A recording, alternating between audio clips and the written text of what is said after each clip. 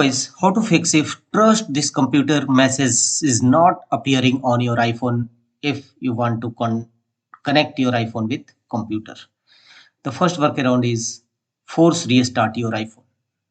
First press volume up button, then volume down button, and long press home button until appearing of Apple logo.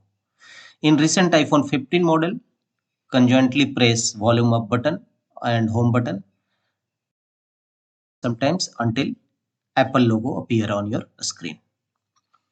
And after that, check trust this computer message is appearing or not. If not, there one more fixes. Unlock your iPhone and here go tap on settings. Here tap on general settings. Scroll down and tap on transfer or reset iPhone.